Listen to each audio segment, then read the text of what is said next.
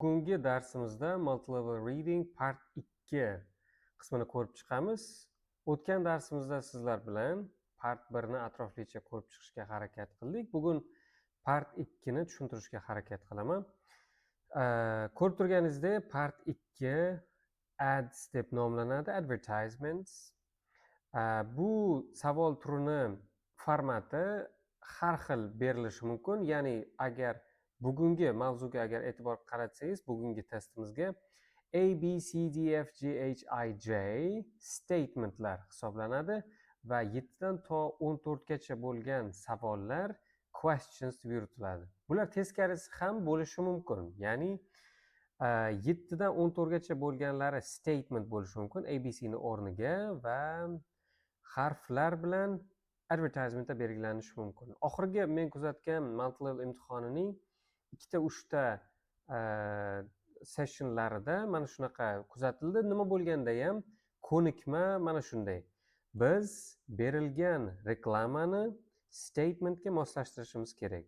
Har doim 2 ortiqcha statement yoki 2 ortiqcha reklama bo'lishi mumkin. Bugungi testimizda esa statementdan 2 ortiqcha mavjud. Ya'ni A, B, C, D, F, G, H, I ana shulardan 2 statement ortiqcha. Lekin baribir ham hammasini o'rganib chiqishimiz kerak. Bu yerda o'quvchilar ta'biri bilan aytganda strategiya nima deganda, o'tgan darsda aytganimizdek, agar birinchi darsimizni kuzatgan bo'lsangiz, lug'at boyligimiz tasavvur qilamiz, hammasiga yetadi.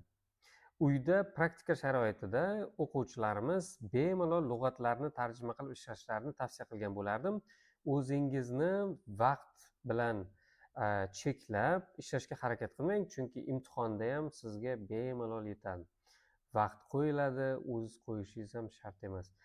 Demak, ketdik. ABC'ni yaxshilab o'qib chiqamiz va 7, 8, 9 to 14 gacha bo'lgan savollarga birgalikda moslashtirib chiqamiz. Demak, A aytilyapti. It's designed for parents only. Aytgancha, bugungi testimizning nomi Reading Clubs and Courses. Reading Club o'qish va yozish degandek, o'qish klublari va kurslari haqida ekan.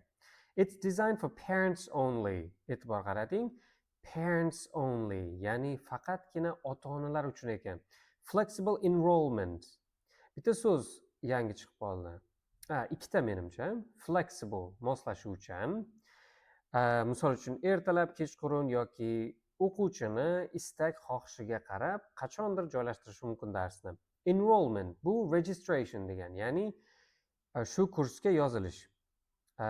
Kursga qachon ro'yxatdan o'tish o'zlariga bog'liq ekan. Flexible, tanlov imkoniyati bor. By doing unpaid work, C'sida aytyapti. Unpaid work o'rtoqlar volunteering degani. Ko'pincha shunaqa boshqacha ko'rinishda keladi. Paraphrase version. You can take part in the course at no cost. Shu qismga e'tibor beramiz. No cost. Which means it's free, right? Ya'ni bepul tushar ekan mana shu kurs agarda siz puli to'lamaydigan ish qilib bersangiz, ya'ni volontyorlik qilish orqali shu kursga bepul qatnashish imkoniyatiga ega bo'lasiz. Keyingisi, the program is aims at the elderly. E'tibor qaratamiz. The elderly bu kattalar. E'tibor bering, A da ham shunaqa narsa guvoh bo'ldik. Parents only, kattalar. Yoshi kattalar albatta va ota-onalar. Yo chalg'ituvchi yo mana shu qaysi biridir qaysidir savolga menimcha jiddiyroq e'tibor qaratishni talab qiladi. If you'd like, E'siga aytilyapti. If you'd like, we can provide a document confirming you've completed the course. Agar xohlasangiz deyapti. We can provide a document.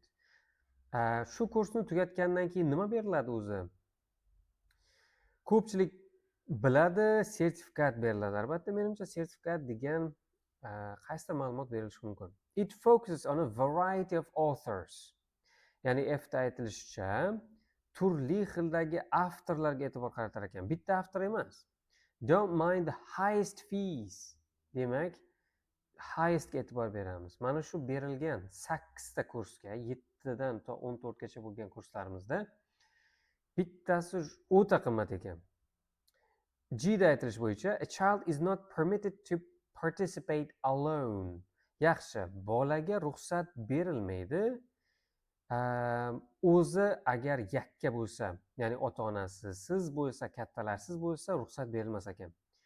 H aytilyapti. Interactive activities are on offer. On offer degani taklifda, taklif qilinadi, ana shular mavjud. Interactive degani activities qilinadi, albatta, odamlar bir-biri bilan ishlaydi. Ko'proq o'qituvchi emas, o'quvchi ham ishtirok etadi degan mazmun kelib chiqadi. People aged 60 plus are not allowed. Mana shunga e'tibor qarating, I bilan D bir-biriga o'xshash ekan. Ya'ni people aged 60 plus are not allowed. D'da faqatgina kattalar uchun edi, endi bunga ruxsat berilmaydi deyapti. Demak, biz I bilan D ga kelganda boshqacha attention bilan turishimiz kerak, boshqacha caution bilan. Va oxirgisida aytilishicha, you're required to read a selected book to enroll in the course.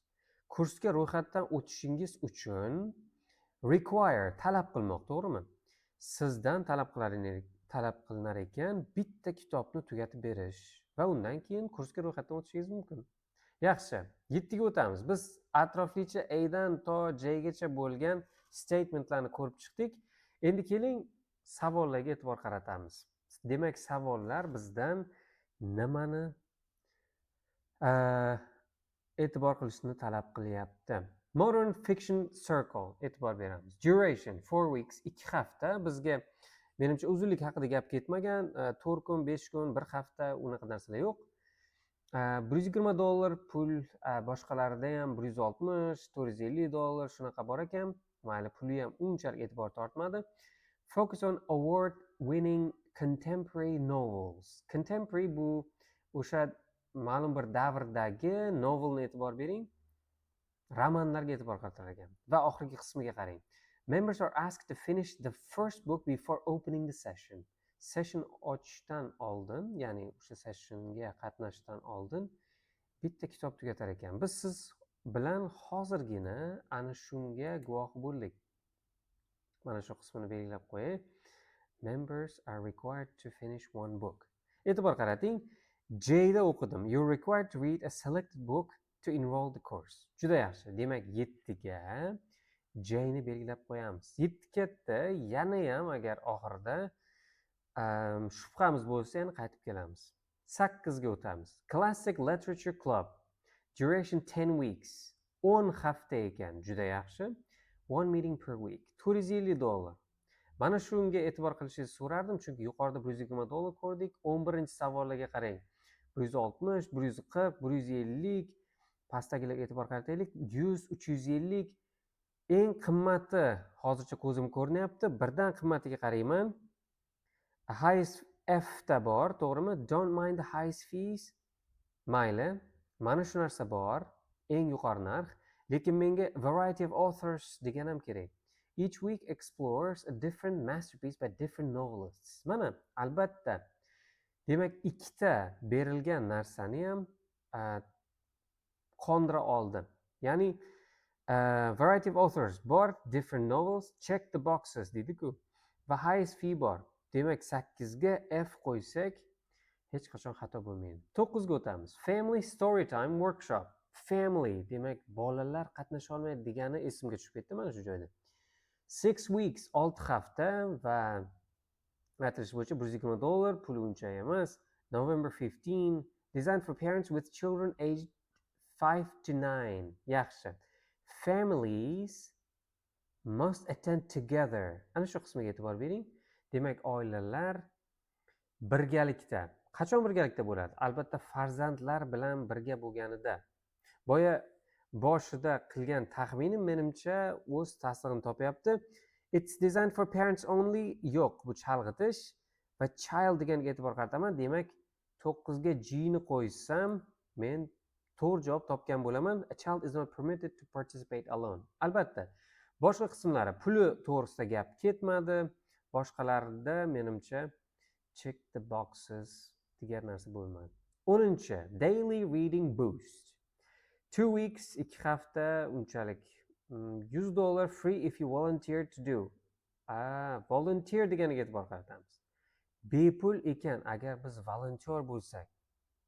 Juda yaxshi. C dan boshqa hech qaysisi to'g'ri kelmaydi. Boshqa qismlarga e'tibor beraylik. Intensive program for book lovers wanting to build a reading habit. Reading habit to'g'risida bizda ma'lumot yo'q. Demak, hech qo'rqmasdan 10 ga C ni belgilashim mumkin. 11 ga o'tamiz. Author, spotlight, Jane Austen. Bir kishiga e'tibor qaratilyapti. E'tibor qarating. Bir kishi. Menga ko'pchilik 5 weeks yaxshi, $160. November 7, dedicated Jane Austen novels and her life.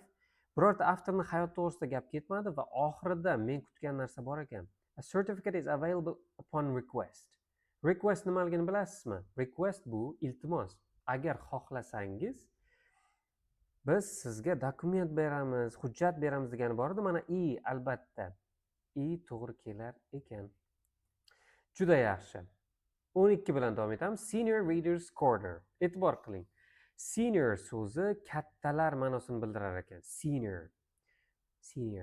6 hafta, $140 for readers aged 60 or above. Juda yaxshi. Demak, 60 va undan yuqori yoshdagi kitob sevarlar uchun ekan. Mana shunda A, B, C, D, F, G, H, I, J qaysi qismi? D albatta. E'tibor qiling, the program is aimed at the elderly. Albatta. I chalg'ituvchi dedim, people aged 60 plus are not allowed. Ularga ruxsat berilmaydi. Bizga ruxsat berilmaydi emas. Bizga aynan 60 va undan kattalar kerak. Bo'ldi. Tamom, men boshqa izlashtirishim shart emas. 12 ga bemalol qo'rqmasdan it's designed for the elderly D ni qo'ya olaman. Davom etamiz. Reading Buddies program. Juda yaxshi. Buddy bu friend. Juda ham norasmiy shakli. Duration 4 weeks. 4 hafta, $150. Menimcha hafta bo'yicha berilgan ma'lumot hech qanaqa statementni moslashtirishga yordam bermayapti shu vaqtgacha. Menimcha bizga shart emas. November. Vaqt to'g'risida ham gap ketmagan, boshqa qismlarga e'tibor qaratamiz. However, you can join at any time afterwards. Aytilishi bo'yicha o'zi boshlanishi 8-noyabr, lekin undan keyin xohlagan vaqtda qo'shilishingiz mumkin. Mana shu bizda B ni isbotlab qo'yapti. E'tibor qarating, flexible enrollment. Qarang, join so'zi enrollment bilan paraphrase bo'lib kelyapti. Bemalol B ni belgilay olamiz. Boshqa qismicha, bring a friend, do'stingizni olib keling va 15% chegirmaga ega bo'ling. 15% off. Yo'q, bizga unchalik bu haqida ma'lumot yo'q. Vaqtimiz ketkazib o'tirmaymiz. Suitable for ages 20 plus. 20 yoshdan ortiq bo'lgan kitobsevarlar uchun bironta statement berilmagan. Juda yaxshi. Biz 4 topdik, 13 ga B. Va oxirgisi Book Lovers Marathon. 12 weeks, 12 hafta. Eng uzuni bo'lsa kerak, $350. Puli ham o'rtacha. Includes discussions, mana e'tibor qarating, including discussions, writing reflections, literary games. Demak, o'yinlar, bu yerda yana discussion, ya'ni muhokamalar o'tkazilar ekan. Hammasi bitta narsadan dalolat beradi. Interactive games. Interactive bor, H. Oxiriga H statementni belgiladim va shu bilan mana shu birinchi testimiz o'z nihoyasiga yetdi.